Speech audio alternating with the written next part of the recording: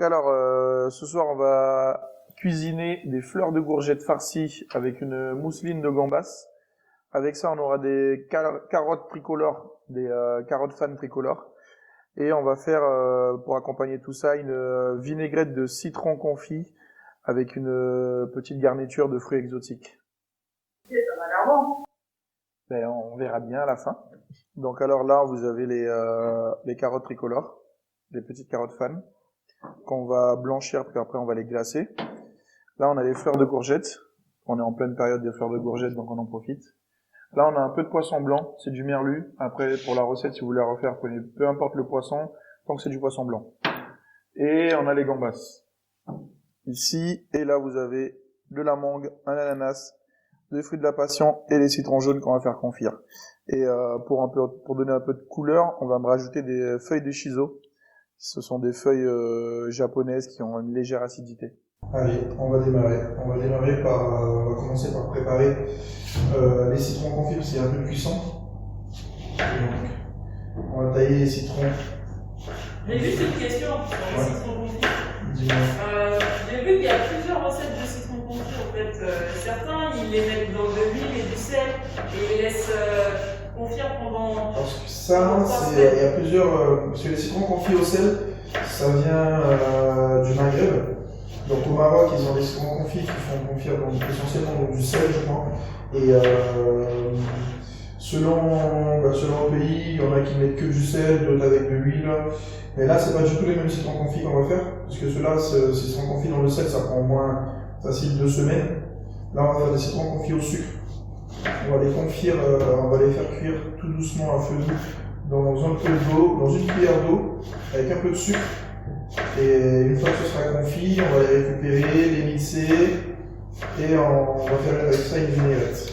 Ok, et c'est quoi en termes de goût la différence entre le citron confit au sel et le citron confit au sucre? Le citron confit au sel, on va avoir quelque chose d'un peu plus fort qui va être en goût, qui va porter sur le sel et l'acidité. Et dans le citron confit au sucre, on va avoir quelque chose d'un peu plus doux. Qui va être un peu plus doux, on va avoir un peu d'acidité, mais on va avoir ce côté doux que va nous rapporter le sucre, et qui va nous servir un peu plus sur des vinaigrettes, des sauces et autres. Et tandis que le citron confit au sel, ce serait plus quelque chose pour faire un plat cuisiné dans des plats, parce que ce serait quelque chose de plus fort qui va vraiment faire une différence. Donc là, qu'est-ce que tu fais exactement avec les citrons? Là, je suis en train de les émincer pour pouvoir les faire cuire et que ça cuise plus rapidement. Donc une fois qu'on a les citrons là, fais-moi voir un peu ce que ça donne. donc là, on a les citrons. Oula.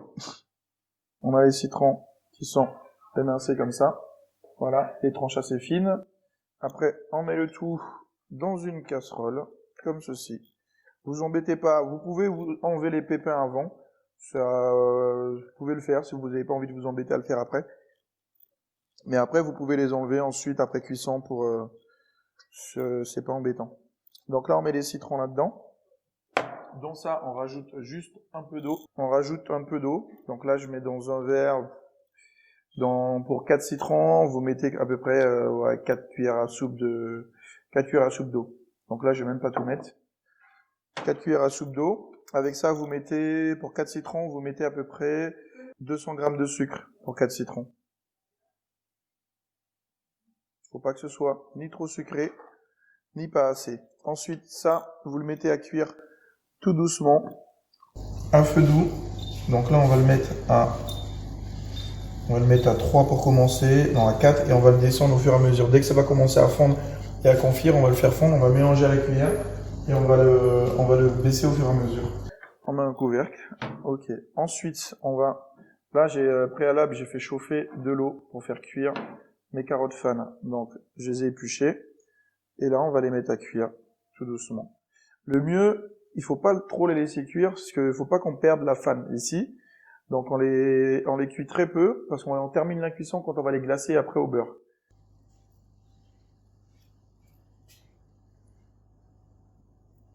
D'accord, c'est plus esthétique. Ouais.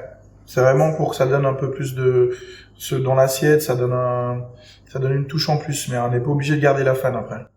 Là, je vais mettre un chrono, histoire de pas trop les cuire. Donc, on va se mettre un timer de 5 minutes. 5 minutes. Et on va se préparer un bac avec de l'eau froide pour les refroidir directement après cuisson. Ouais, tu peux. Là, si on avait des glaçons, on aurait pu en mettre. Ça va plus vite pour les refroidir. Là, c'est qu'il y a là, vu la quantité de carottes fan que j'ai pas besoin de mettre de glaçons, de l'eau bien froide. On les plonge dedans, ça va les refroidir, ça va stopper la cuisson. Parce que les refroidir, c'est vraiment pour stopper la cuisson. En attendant, on va préparer la farce pour nos fleurs de courgettes. Donc la farce pour les fleurs de courgettes, on a à peu près on va dire pour 300 g de gambas, il faut mettre 150 g de poisson blanc. Pourquoi du poisson blanc? Parce que la gambasse, ça va être une chair qui va être un peu ferme, qui va être très ferme. Une fois qu'on va le cuire, ça va être même, si vous le cuisez trop, ça va être un peu élastique. Si vous rajoutez avec du poisson blanc, ça va la détendre un peu. Donc on va avoir quelque chose de plus léger. D'accord. Et comme la gambasse en goût va être beaucoup plus forte que le poisson blanc, on ne ressentira même pas le poisson blanc, on ressentira plus la gambasse. Ok. Donc là, on prend les gambasses, on en garde une pour le plat, on la garde entière. Et le reste, on va les décortiquer, enlever la tête et la queue.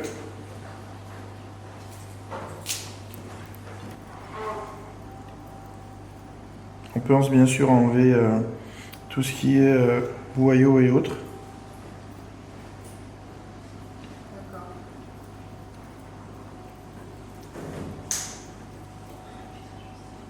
Est-ce que tu as une technique pour enlever plus rapidement les boyaux? J'ai vu que certains utilisaient un cure-dent. Oui, après, c'est pas le cure-dent, ça va pas être une technique pour enlever plus rapidement. Si tu veux, en fait, quand tu la cuisines, les gambas, certains chefs ne veulent pas avoir le fendu du dos qu'on a quand on enlève les boyaux. Ouais. Donc, ils font juste une petite incision ici avec un cure-dent et ils tirent le boyau. Du coup, la gambasse reste entière et à la cuisson, on n'a pas ce décollé qu'on a sur le dos. Je comprends mieux.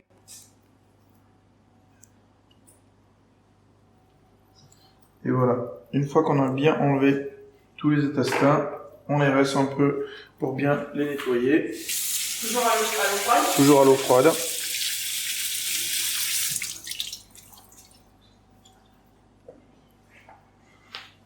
Et après, ensuite, on découpe le tout en petits morceaux.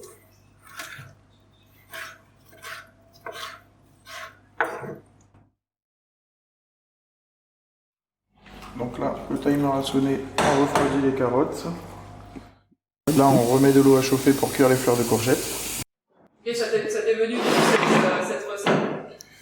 De pas grand chose en fait. Une amie m'a proposé de faire une recette. Et du coup, vu qu'on était en pleine période des fleurs de courgettes, en passant chez le primeur, j'ai vu les fleurs de courgettes. Et je me suis dit pourquoi pas faire un truc sur les fleurs de courgettes, les gambas, parce que les gambas on s'en sert beaucoup en Guyane. Et je voulais faire quelque chose qui se rapproche un peu.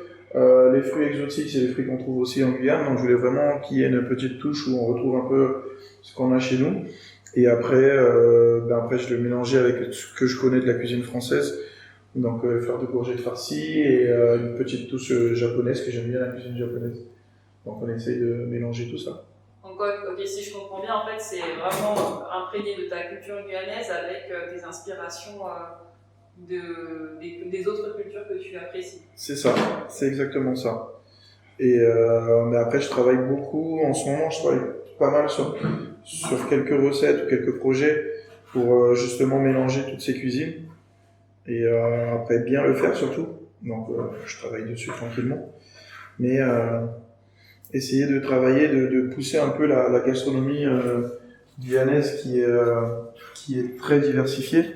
Donc on essaye de travailler tout ça. Donc c'est de mélanger notre gastronomie avec la gastronomie qui existe un peu partout dans le monde et essayer de faire tous ces produits qu'on a en Guyane et passer des frontières et même quelques recettes guyanaises, passer des frontières, les voir dans des concours télé, pourquoi pas, dans des émissions et autres quoi.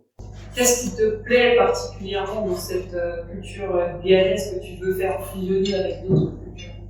Ce qui me plaît, c'est cette diversité. C'est qu'en Guyane, pour vraiment pour cuisiner, tu as de quoi te faire plaisir, quoi. Quand j'étais pendant le confinement, j'étais confiné en Guyane. Et tous les jours, ben, j'avais des nouveaux trucs à faire, j'avais des nouveaux produits, des légumes, j'avais un peu de tout, des fruits, du poisson, un peu de tout, même dans le jardin de ma mère, il y a un tas de trucs et il y a qu'à avoir des idées, essayer de faire. Et pendant le confinement, ben, on avait que ça à faire, on avait du temps, donc c'était le moment d'essayer un peu de tout et n'importe quoi. Il y a des choses qui étaient bien, il y a d'autres qui étaient moins bien, mais c'est bien, c'est comme ça qu'on avance, hein, en essayant de mélanger un peu tout ça, toutes ces cultures. Et en Guyane, on a beaucoup de cultures de mélanger. On a beaucoup de cuisines qui se mélangent. On a la cuisine saramaka, la cuisine indienne, la cuisine brésilienne, on a la cuisine haïtienne. On a toutes ces cuisines qui se mélangent depuis des années en Guyane. Donc on a de quoi faire. Il y a de quoi se faire plaisir, il y a de quoi faire bouger les choses. Et c'est ce qu'on essaye de faire. Donc là, l'eau va bientôt être chaude. On va pouvoir cuire nos fleurs de courgettes. Les fleurs de courgettes, ça cuit très vite. Donc eau bouillante. Et on les plonge à peu près même 30 secondes, voire 1 minute, mais vite fait. Moi, je trouve que c'est assez original ce que tu aies pris la décision de faire une farce à la fleur de courgette, parce que dans toutes les recettes que j'ai pu voir qui utilisaient la fleur de courgette, c'était en beignet. Ouais. On s'en sert beaucoup en beignet, très peu farci. Mais ça, la fleur de courgette farcie, c'est une recette qui vient des frères Porcel, qui ont à leur carte, c'est un de leurs traditionnels, c'est une invention, c'est une de leurs créations. La fleur c'est les premiers, si je me trompe pas, à avoir fait cette recette avec la fleur de courgette, l'avoir farcie. Et moi, ça m'a plu. Quand j'ai vu cette recette, ça m'a plu et j'ai toujours voulu la diversifier justement dans d'autres trucs. Et puis là, c'était l'occasion de le faire, quoi. Ben là, on attend que l'eau soit à ébullition. Après, on les plonge dans l'eau. En attendant, ce qu'on va faire, c'est qu'on va commencer à tailler nos fruits pour notre vinaigrette, parce qu'on va incorporer à la vinaigrette citron qu'on va faire tout à l'heure, on va incorporer une brunoise de mangue, brunoise d'ananas et quelques fruits de la passion. Parce que là, on essaye de partir sur quelque chose comme on travaille du poisson, il faut qu'on ait un peu d'acidité, donc on va rester sur l'acidité avec le citron confit. Mais on cherche à avoir je cherche aussi à être un peu sur quelque chose de doux, donc pas trop acide. Je veux que vraiment qu'on ait ce côté acide pour ce côté poisson, mais qu'on ait quelque chose de doux. Et c'est pour ça qu'on va finir la recette avec des zestes de citron vert. Et si je comprends bien, en fait, c'est un peu une sorte de ceviche un peu plus adouci. Ceviche, non, parce que le ceviche, c'est à base de produits crus, poissons crus ou autres. Et là, on est vraiment sur quelque chose, ça va être vraiment, on part sur une vinaigrette en fait. C'est les citrons confits qu'on va mixer. On va les assaisonner comme une vinaigrette avec de l'huile d'olive, un peu de sel et un peu de jus de citron qu'on va rajouter dedans. On va faire une sorte de vinaigrette citron qui va être un peu douce, mais qui va avoir du goût parce qu'on aura la peau des citrons jaunes confits dedans et tout. Et à cette vinaigrette, on va y ajouter de brunoise de mangue, un peu de brunoise d'ananas et un peu de fruits de la passion. Donc on aura quelque chose de salé, mais de quand même doux, qui va venir accompagner nos carottes qui sont assez douces, qui va venir accompagner notre fleur de courgette avec les gambas, où on aura ce côté un peu acidité, mais qui se marie très bien avec tout ce qui est mangue et autres. Et donc voilà, ça va nous faire un plat qui va être assez complet, je pense. Enfin, on verra bien à la fin.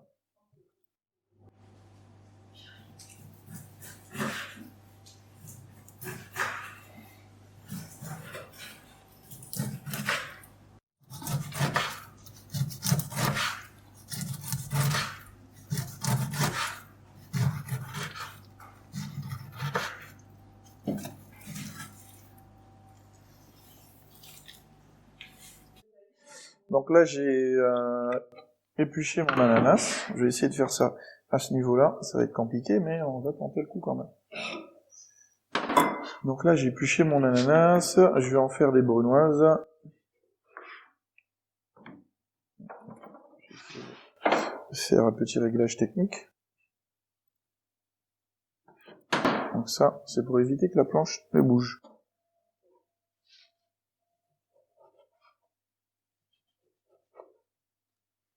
Donc après, on essaye de faire des brunoises assez petites, parce qu'il faut quelque chose que c'est une assiette où on va partir aussi sur un peu de finesse, donc il faut quelque chose d'assez fin.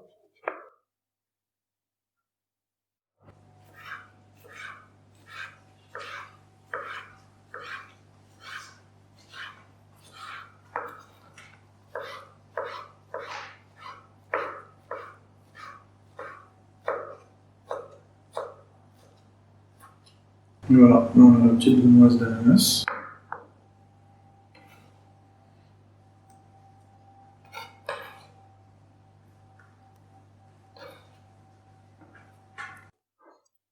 On a les brunoises d'ananas, on a l'eau qui bout derrière, donc on va plonger nos fleurs de courgettes délicatement. D'abord on va se préparer à les recevoir, c'est-à-dire à les refroidir. On va remettre de l'eau froide, derrière ça, on est prêt à mettre en cuisson nos fleurs de courgettes. On plonge nos fleurs de courgettes délicatement.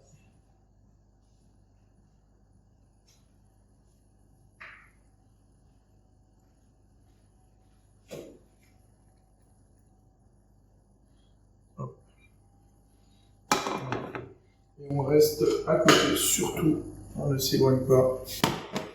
Et il faut les surveiller, les retourner, parce que comme il y a de l'air à l'intérieur, ça a tendance à rester en surface, donc il faut les retourner pour que ça cuise partout.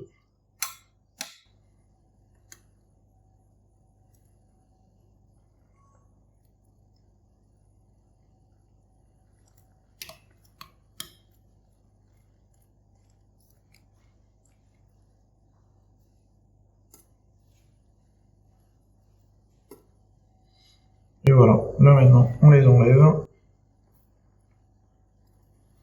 on les plonge dans l'eau froide. Ouais, c'est vraiment rapide en fait. Ouais, c'est très rapide. Si l'eau est très bouillante, ça va très vite. Et voilà. Là, on a nos fleurs de courgettes.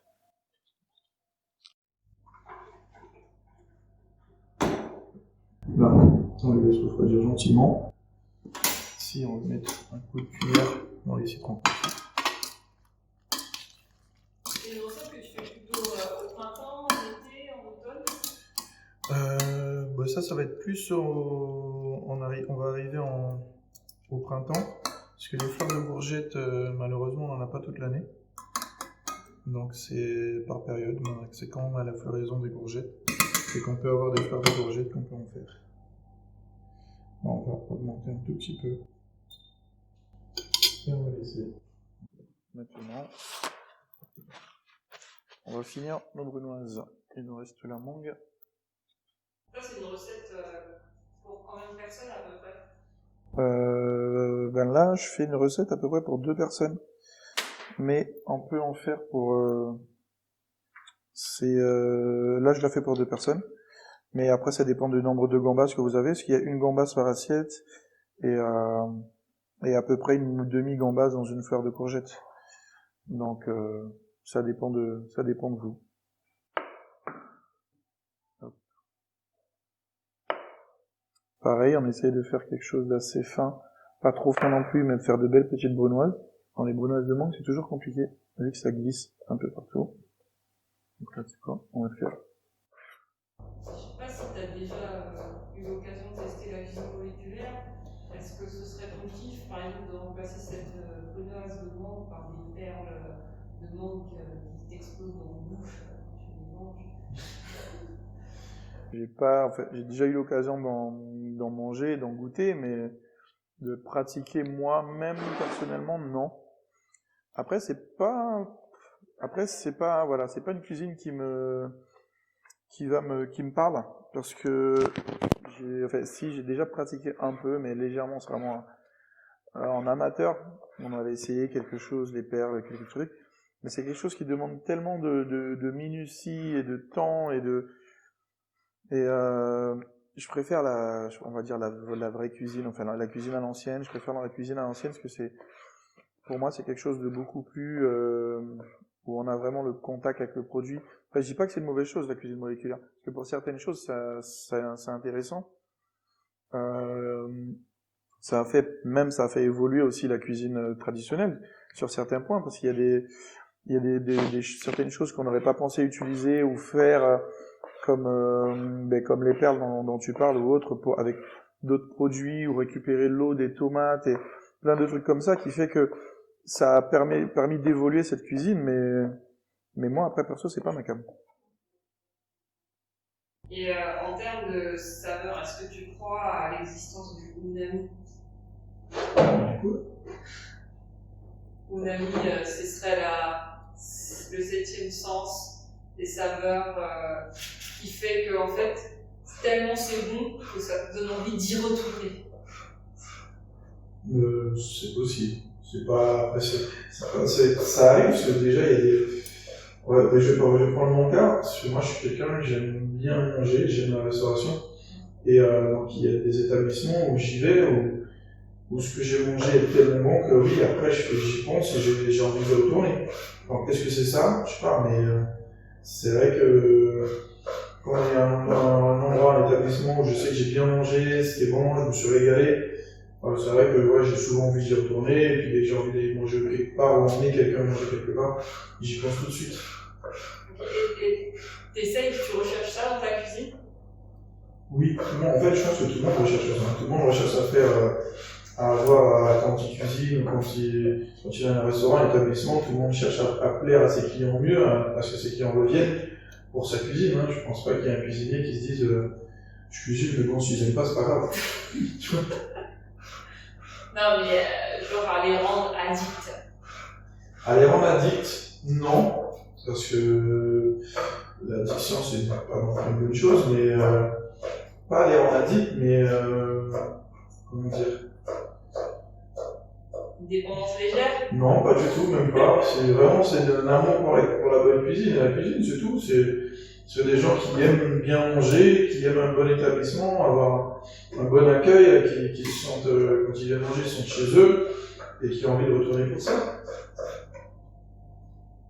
Ok, donc on était sur les fruits de la passion.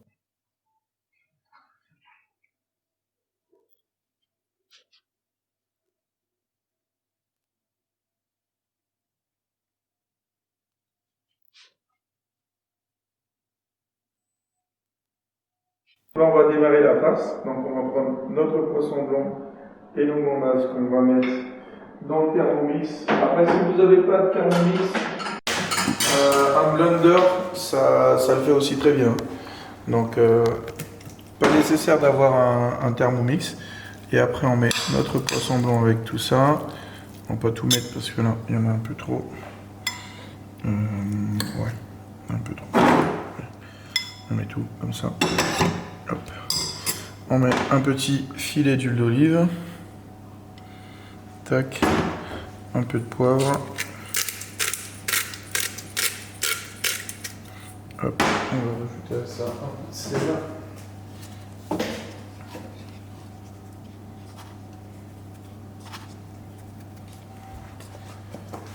Hop. On a mis une olive, le sel. Là, on va mettre. Après, en herbe, vous pouvez rajouter de l'herbe dedans, genre de la cébette, de la ciboulette, de la coriandre. C'est pas gênant. Nous, on va mettre juste une feuille de basilic. Donc là, on va rajouter notre crème liquide. Hop. Et voilà. Les œufs, toujours les casser dans un bol à part, un par un, pour éviter que si vous avez un œuf pourri dans le tas, d'avoir à jeter tout votre appareil.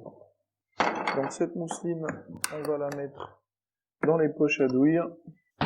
On va la mettre dans une poche. Pas besoin de mettre une douille, parce que c'est juste pour faciliter le fait de la mettre dans la fleur de courgette. Pas besoin d'en mettre énormément dans la poche. Hop.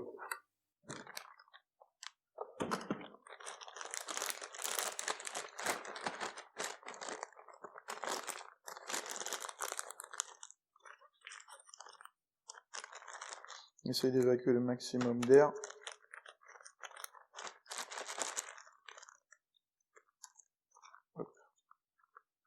Et voilà.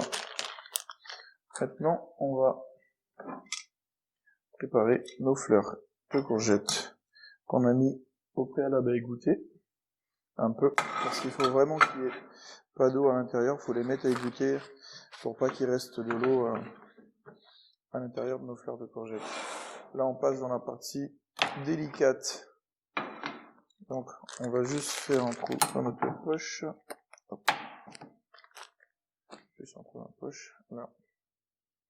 La partie la plus délicate, c'est-à-dire, on récupère nos fleurs de courgettes. On essaye de bien l'ouvrir de façon à pouvoir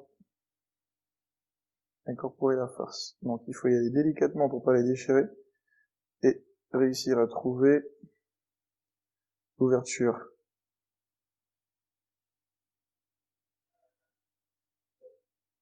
Ce qui est la partie où il faut être très délicat.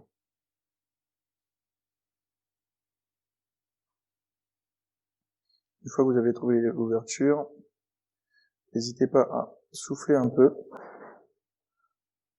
Voilà. Ça permet de bien les ouvrir. Là, vous maintenez votre fleur dans le creux de la main. Et ensuite,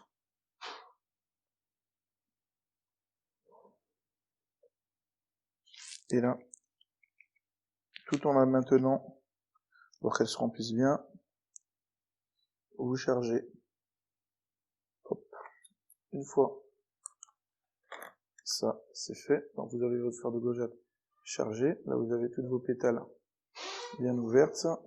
Ensuite, vous fermez de façon à ce que ça se referme bien et que ça garde toute la farce à l'intérieur. Donc là, on a la première fleur de courgette par-ci, comme ceci. Hop. Voilà, la tige s'est cassée. Voilà. On a perdu la tige s'est cassée. Mais en général, il faut essayer de le tenir bien délicatement pour ne pas casser la tige. Okay. Et après, on réitère l'opération selon le nombre de personnes. Donc, ça, si vous avez beaucoup de fleurs de courgette, ça peut prendre beaucoup de temps. Parce que c'est une opération très délicate. Et voilà, celle-là est très bien remplie. On a la tige et la fleur. Okay. Réchauffer le four. Donc, on met les fleurs, amène la plaque avec juste un filet d'huile d'olive. Hop, bien pour pas que les fleurs ne collent. On pose les fleurs délicatement. On peut arroser encore un peu avec de l'huile d'olive. Et on les remet au four. Là, la cuisson varie entre... On va avoir entre 5 voire 10, ça dépend. Après, toujours surveiller. On surveille. Ça va gonfler un peu. Et faut pas que la farce soit trop cuite et que ça éclate. Donc on surveille. Quand ça gonfle et qu'on voit que c'est suffisamment gonflé, on touche un peu. Si ça rebondit un peu, donc c'est bon, on stoppe, on les enlève. Ok? Et faut pas craindre quand vous allez les enlever du four. Comme c'est une farce de poisson, il y a des œufs, ça va gonfler. Quand vous allez les enlever du four, automatiquement, ça va redescendre. Mais faut pas avoir peur, parce qu'une fois que vous allez les envoyer, vous les remettez à chauffer au four, et ça regonfle. Faut pas les laisser trop longtemps, mais ça regonfle, et après vous envoyez. Sinon, si vous avez une salamandre, si vous avez la chance d'avoir une salamandre chez vous, ben vous les passez un tout petit peu au four, et vous les terminez à la salamandre. Donc là, on a nos citrons confits qui sont prêts. Donc juste une partie pour faire notre vinaigrette.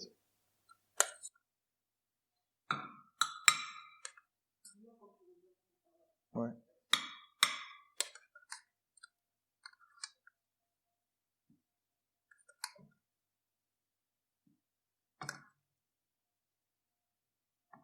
Voilà, on prend du citron, on récupère un peu du jus de cuisson. Là, on peut faire l'opération que vous pouvez faire tout à fait au début, c'est-à-dire enlever les pépins pour ne pas avoir ce côté croquant des pépins dans votre vinaigrette. Et voilà, une fois qu'on a enlevé nos pépins, il faut faire refroidir le tout. Donc, on n'hésite pas à mettre tout ça au réfrigérateur. Donc, on le laisse à refroidir. Et en attendant, ce qu'on va faire, c'est glacer nos carottes, préparer notre base. Donc là, on a la base qu'on a préparée tout à l'heure de brunoise de mangue, ananas et les fruits de la passion. Dans ça, on va rajouter un peu de jus de citron jaune, jus de citron vert, selon les goûts. Hein. Nous, on a mis du jus de citron jaune. Okay. Donc là, on a nos citrons confits qu'on a refroidis.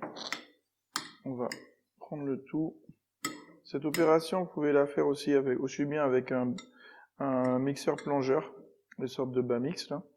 Mixeur plongeur, vous mettez ça dans un bol, vous le mixez avec. Là, on n'en a pas sous la main, donc du coup, on va les hacher. On n'a pas besoin d'hacher trop finement. Hein. Il ne faut pas que ce soit trop grossier non plus, mais suffisamment pour que ça passe vraiment en vinaigrette. Il faut qu'on arrive un peu au niveau de la brunoise qu'on a préparée. Donc là, on a nos citrons qui sont bien hachés. On débarrasse le tout dans un petit bol.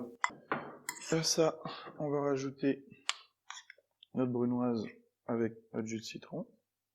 Mais pas la totalité, je vais y mettre au fur et à mesure. Ananas, passion et jus de citron. Voilà. Donc là, ça donne ça. On va glacer nos carottes au beurre. Donc,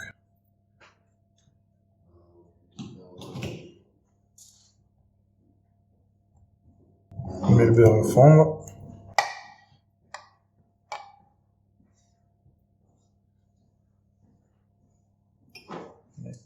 Un peu de sucre. Et on met nos carottes. Voilà. C'est quoi le but de cette opération? Le but de cette opération, c'est de donner aux carottes un aspect un peu plus brillant et ça va leur donner un côté un peu plus doux. Donc on va avoir quelque chose dans l'assiette, si tu veux, ça va donner ce côté brillant aux carottes. Le beurre qui va les recouvrir va donner cette texture où la lumière va réfléchir dessus, ça va être un peu plus tendre. Et voilà, ça rapporte un peu de goût et une texture un peu différente. Okay. Donc là, tu vas les faire... Juste glacer dans le beurre avec un peu de... Il y a plusieurs glaçages différents, enfin il y en a deux. C'est le glaçage à blanc, ce qu'on va faire. C'est un glaçage où il n'y a pas de coloration. C'est-à-dire qu'on garde le beurre et le sucre très clair. Et il y a le glaçage à brun. Le glaçage à brun, c'est faire une coloration, c'est-à-dire faire un caramel avec le sucre. Donc on va mettre de l'eau comme ça et le beurre et on va laisser cuire jusqu'à ce que tout l'eau soit évacuée et ça va commencer à caraméliser. Donc ça donne une petite couleur. Et plus quand ça caramélise, mais on stoppe soit avec un bouillon ou avec de l'eau et on laisse et ça va devenir de plus en plus brun. Et selon la couleur brun que tu veux, tu le stoppes. Tu vois. Ce qu'on appelle le glaçage à brun. Là on va faire juste un glaçage à blanc. Elles vont rester blanches mais elles vont rester de leur couleur, on verra toujours la couleur des carottes, mais elles auront ce côté un peu glacé, brillant. Donc là, voilà, on a ce côté un peu brillant et tu vois cette fine pellicule que ça te met sur les carottes, tu vois. Ouais, c'est ce côté brillant qu'on cherche justement. Okay. Tu vois, cette petite pellicule que tu as sur tes carottes qui va apporter cette brillance dans l'assiette. Voilà, donc là, on va juste le préserver de côté, comme ceci.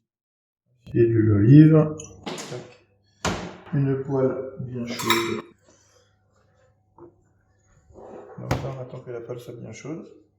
On va colorer notre gambasse et finir notre dressage. Et donc là, on va mettre à colorer notre petite gambasse bien à plat, comme ceci. Là, hop. On la retourne. Ah, elle est bien snackée. Très très belle couleur, ça marche très très bien. Ouais, je vois ça. La cuisson, on voit même très très bien.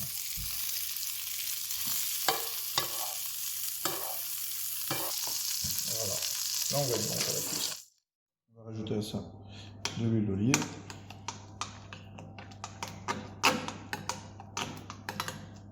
Quand on met de l'huile d'olive, parce que vraiment ce qu'on fait, c'est une vinaigrette.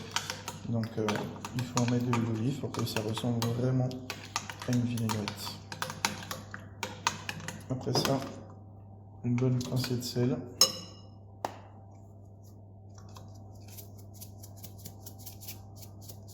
Voilà. Donc là, nos fleurs de courgettes qui sont plutôt très bien. Et on va les décoller gentiment, pas faire de dégâts. Voilà. Donc on a fleur qui est bien, et là on va partir sur le dressage. Donc là on va prendre nos carottes, on va commencer à dresser.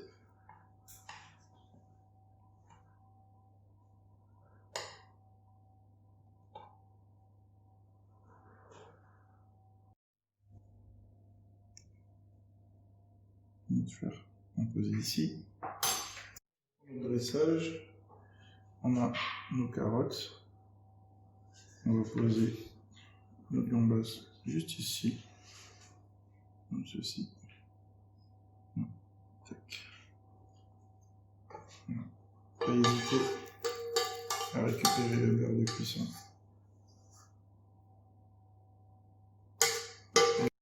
Et là.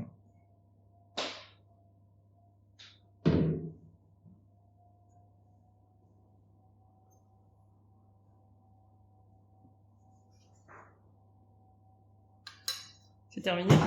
On va terminer avec les feuilles de chiso.